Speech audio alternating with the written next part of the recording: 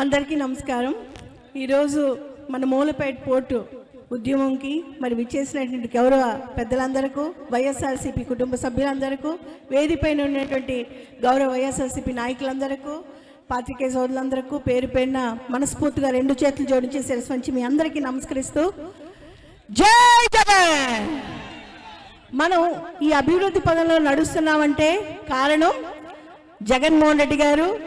మరి మన శ్రీకాకుళం జిల్లాను అభివృద్ధి పదంలో ముందుగా తీసుకెళ్లిన మహానాయకులు వైఎస్ రాజశేఖర రెడ్డి గారు. భారతదేశంలో 650 పైన ఉండేటువంటి జిల్లాల్లో అత్యంత వెనుకబడినటువంటి జిల్లా శ్రీకాకుళం జిల్లాను ముందుకు తీసుకొని వెళ్ళాలని, విద్య వైద్యం ఇక్కడ ఉండే ప్రతి ఒక్కరికి సాధికారత చూపించాలని, సంక్షేమం అందించాలని, అభివృద్ధి చేయాలని కృషి చేసినటువంటి మహానాయకుడు రాజశేఖర రెడ్డి గారు.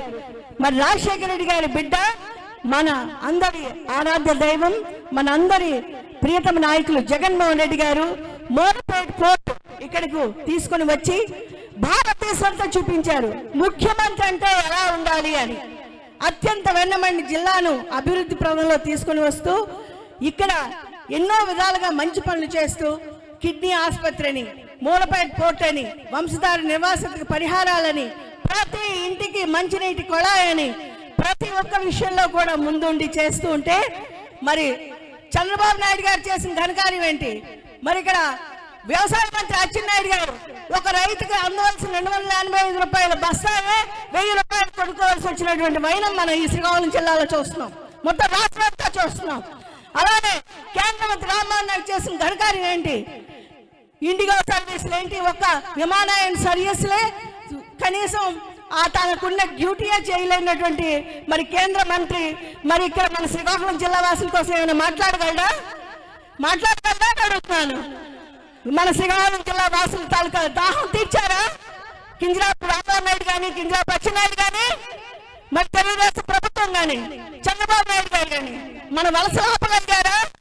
మన రైతులకు అందవలసిన సాగునీరు అందించగలిగారా? మన శ్రీకాకుళం జిల్లాకి ఒక్క మంచి పనైనా చేయగలిగారా అడుగుతా నేను. మరి మనకి చేసినటువంటి మంచి కార్యాలు, ఘన కార్యాలు చేసిన ఏకైక మహాత్ముడు, ఏకైక మహానాయకుడు మన గౌరవ ముఖ్యమంత్రి జగన్మోహన్ రెడ్డి గారు. మళ్ళీ మన జగనన్నను ముఖ్యమంత్రి చేసుకోవడమే మన అందరి తాలూకా లక్ష్యం. మళ్ళీ మన ముఖ్యమంత్రిగా జగనన్నను చూడడం మన అందరి తాలూకా కర్తవ్యం. మళ్ళీ మన ముఖ్యమంత్రిగా జగనన్నను ఆరాధించడమే. ఎందుకంటే పేద ప్రజల తాలూకా ఆరాధ్య దైవం. ఈ రోజు మూలపేట పోర్టు కానీ, ప్రతి ఒక్కరి మంచితనం కానీ, ఆడబిడ్డల సాధికారత కానీ, వైద్య కానీ, విద్య కానీ, రైతుల భరోసా కానీ, విద్యార్థుల తాలూకా విద్యారంగంలో కృషి కానీ చేయవలసిన మహానాయకుడు జగననే. ఈ మూలపేట పోర్టు ఈరోజు మరి ప్రతి ఒక్క జిల్లా నుంచి విచ్చేసినటువంటి గౌరవ పెద్దలందరూ కూడా మీకు నమస్కారాలు. అలానే వైఎస్ఆర్సీపీ కుటుంబ సభ్యులందరూ కూడా మీకు నమస్కారాలు.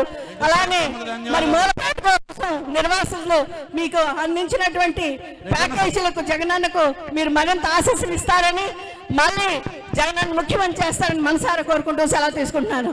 జై జగన్. వినిపించడం అసలు జై జగన్, జై జగన్.